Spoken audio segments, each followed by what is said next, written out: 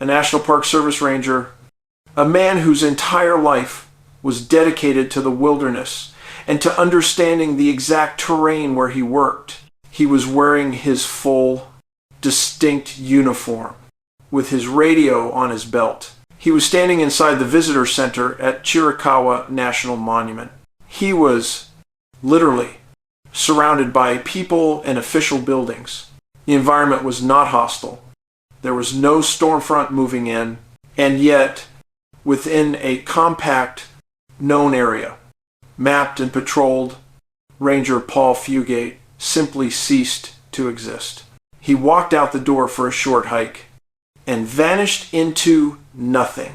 This is not the case of an inexperienced hiker losing his way in a remote area. This is the story of a professional disappearance. A case so devoid of rational explanation, it demands a deeper look into the nature of the missing. I'm David Paulides, and this is Mystery Rift.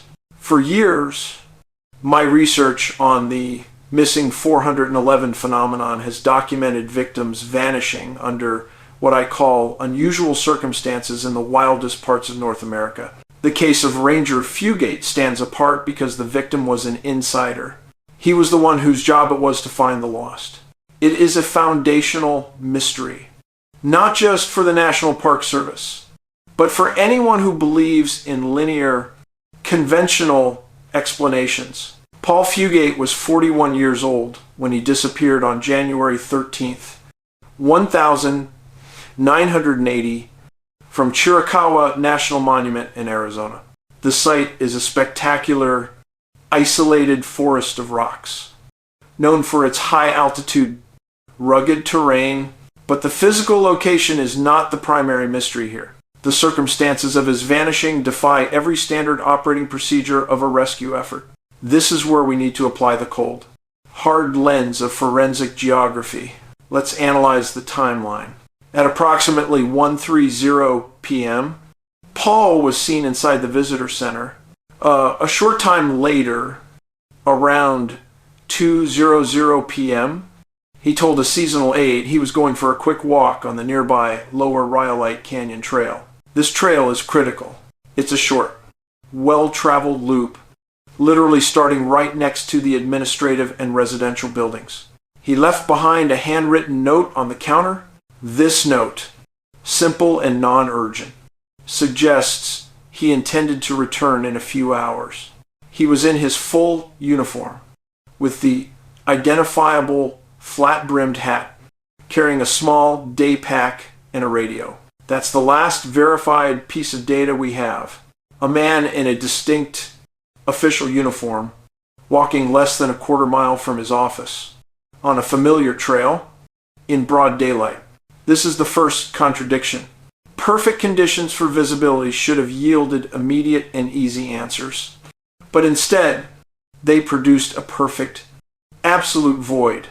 The aide didn't grow concerned until Paul failed to show up for his shift the next morning. The search began quickly and was massive in scale, utilizing over 100 people from the FBI, Park Service, and local authorities. They used helicopters, trained K9 search dogs, and ground teams using exhaustive grid patterns. They focused intensely on the Rhyolite Canyon area and the unique, massive rock formations known as the hoodoos that cover the monument. What did they find? Nothing. Not a scuff mark, not a dropped hat, not a discarded cigarette butt, no sign of a struggle, no physical evidence that he had passed that way at all. This is the second, more profound contradiction. An experienced outdoorsman doesn't simply lose himself on a short loop adjacent to his office without leaving some trace. The landscape failed to contain him. In fact, the total lack of scent, the way the K9 teams failed to track him, is eerily common in these unique missing person cases. It's as if he was instantaneously lifted or removed from the surface of the earth. When a standard search fails, the conversation shifts to two primary theories: voluntary departure or foul play. Let's look at the evidence for the latter, the potential witnesses. The most explosive piece of information came from an acquaintance who claimed to have seen Paul later that same afternoon. She stated she saw him on a road outside the monument, slumped between two unidentified men in a green pickup truck. If true, it means he was abducted from the park. But this is the logistical paradox. How did two men quietly subdue a uniformed ranger, move him, and place him in a truck just steps from administrative buildings without attracting any attention? Park personnel were steps away. A struggle, a vehicle, a person in a bright uniform being moved. This scenario demands a level of covert action that is difficult to believe in that setting. The timing is just too tight. On the other hand, the idea of a voluntary disappearance also collapses under scrutiny. Paul was a nonconformist, but people don't abandon their life to start fresh while wearing the most distinct, recognizable uniform in the American West. He took a small day pack, not luggage. He left a note indicating a short return.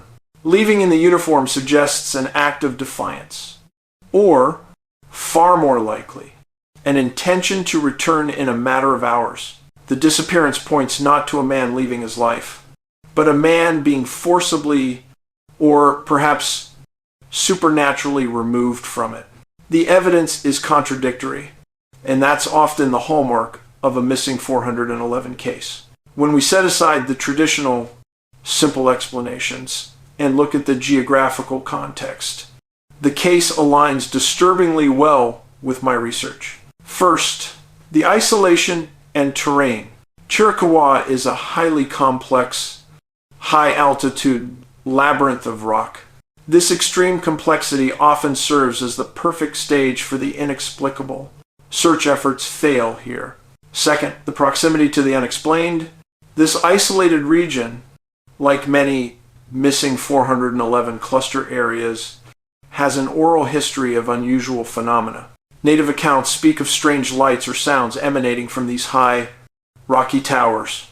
It forces us to ask, did he stumble across something ancient and non-human? Was he a witness to a covert operation that required his immediate and silent removal? The sheer number of conflicting reports, coupled with the complete lack of physical proof, suggests an event that is difficult to classify in human terms.